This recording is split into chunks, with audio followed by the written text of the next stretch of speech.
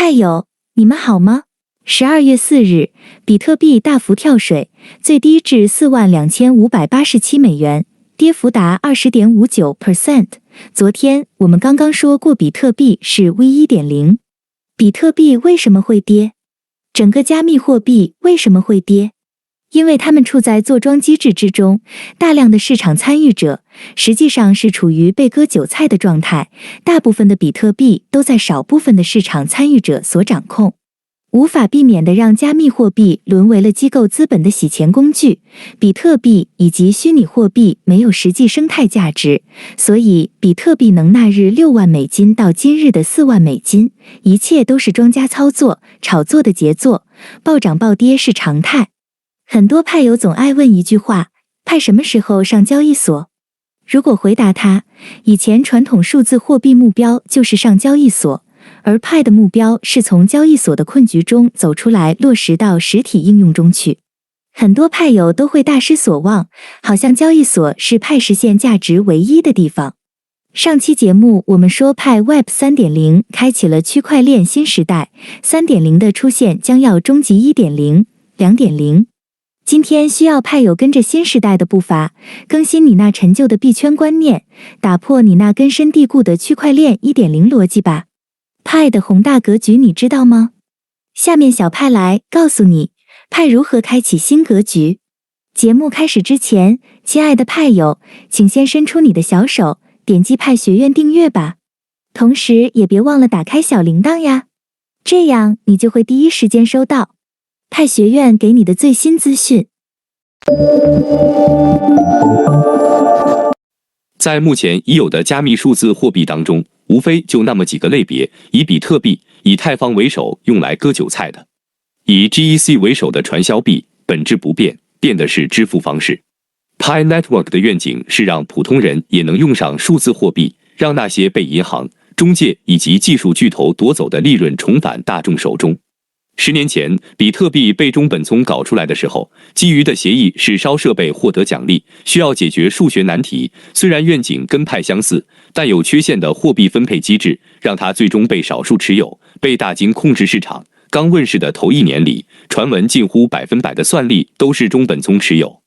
现在 Pi Network 解决2大平民挖矿面临的难题，基于恒星协议与拜占庭协议，一个解决货币分发问题，防止垄断。另一个解决能源问题，挖矿不再依赖设备，不像比特币那样炒的设备也万元。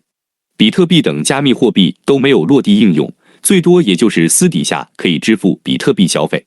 但是 Pi Network 不一样，派在下阶段打造落地生态，确定自身价值，上不上交易所都不是很重要，重要的是流通易货。以前传统数字货币目标就是上交易所，而派的目标是从交易所的困局中走出来，落实到实体应用中去，将分布的信用精准凝聚成高效率的合作方式。Pi Network 不但开发出自己独立的公链，而且还是尝试应用于生态商业模式的公有链。不管是他开发的生态应用，还是核心商业模式，为区块链技术打造商业应用场景开创先河，为打破国际贸易壁垒、降低支付成本、缩小贫富距、打造去中心金融以及推动全球数字化经济发展必将做出巨大的贡献。派不以炒币为目的，而是做全球支付、全球义务。派要颠覆加密货币行业的认知，派要做的就是不需要大家再去交易所交易。Pi Network 未来将提供无限可能，很多先驱者并不知道派有多强大。如今大多数人认为拥有加密货币是为了获利，这样的思想基本成为阻碍人们思考和看清事实的最大障碍。他们无法看到大局，因此他们的信念受到限制，始终看不清楚本质。因此，像 Pi 这样的创新模型就变得非常难以理解。Pi Network 是超出常规才能看清的东西，数以千万计的普通人并没有意识到，在派网络、派区块链、派硬币和派浏览器中，它们也会自动定位并连接到不可避免的 DeFi 和 Web。DeFi 分散金融 ，Web 分散信息。在没有中介机构的情况下， Pi Network 由最强大的区块链技术提供动力，将成为世界上最有价值和广泛使用的加密货币。Pi 是包含全球用户的虚拟国度和经济母体。如果你把 Pi 看成一个国家运营交易所，当成是彩票一类收入，它的比重其实很小，其他很大一部分都需要用户流通来创造 GDP。未来决定派市值天空高度是存活的真实用户，每个真实用户都是未来的战友，流通赋值刷新高度。相反，那些枯死的树根对于生态毫无用处，这样的虚拟国家是没有未来的。一切的做法都是实现中本聪的初衷，公平合理的分配，从而广泛持续的流通。我们不能再走比特币的老路，这是不可逆转的。大家在第二阶段的第一笔转账开始，每个人都签订了违规协议，此协议在释放周期同样有效。特此声明，转卖账户属于严重违规，一旦违规将会触发双方销毁机制。Pi App 还要打造像微信、Facebook 这样的贯穿于各类第三方应用，类似于小程序的支付生态体系，涉及领域横跨金融、社交、电商、游戏等等，并赋予Pi以支付功能，从而允许其充当应用内的唯一货币。而除了第三方基于应用内的开发之外， Pi Network 还会吸引外部传统行业，将 Pi Payments 集成到其平台中，实现真正意义上的支付。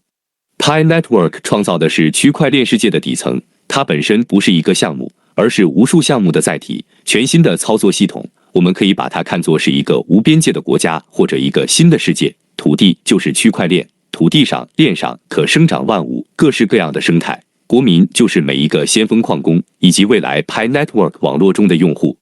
世界上最好的商业模式就是把公司业务做成国家模式，为什么呢？在国家模式中，我们每个人在这片土地上生老病死、生产、创造、消费的每一个环节都离不开它。而国家模式意味着你得满足用户吃穿住行的一切要求，这正是 Pi Network 的发展目标，让世界更依赖，让世界离不开它。在 Pi Network 上，各行各业、各式各样的生态应用遍地开花，服务遍及全球，能满足我们对吃穿住行的一切需求。随着生态的成熟，将来其生态系统范围包括金融、保险、基金、理财、文化传媒、技术支持、地产、娱乐、社交、游戏、音乐、物流、餐饮、购物、贸易、远程办公、智能控制、线上会议等服务。派币就是激活生态的金钥匙，只会随着应用的增加而越来越稀缺，派币的价格自然水涨船高。上主往后，派币的市值很可能直接超越以太坊。至于能否超越比特币，只有时间才能给出答案。随着用户从千万到达上亿，一切皆有可能。有币圈人士根据派的节点和最长链机制预测，将来派币的市值可能占数字货币总市值80%以上，拭目以待。打造生态就是打造一个商品与服务的贸易系统。在这个系统中，只能用某种特定的数字货币才能够获得相应的商品与服务。有人说，比特币和以太坊的成功是因为构建出了属于自己的生态，打造了特定的商品服务流通系统。小派认为，从中本聪的悄然隐退就可以看出，比特币建设生态是完全失败的。如今币量集中在少数人手中，沦为炒作的工具，与中本聪发明比特币的初衷完全背道而驰。比特币值钱是因为它是人类历史上第一款数字货币，具有区块链真实可信任、可追踪溯源的属性，但没有货币的可购物属性。严格来说，只能算是一串数字代码，作为纪念品或者收藏品，从而炒作价值。以太坊发明智能合约，成为当下市值第2的数字货币，它的公链在实际应用方面却难登大雅之堂，速度超慢，兼容性弱，就算在以太坊公链上发行的代币也意义不大，同样没有价值支撑，只是炒作的符号。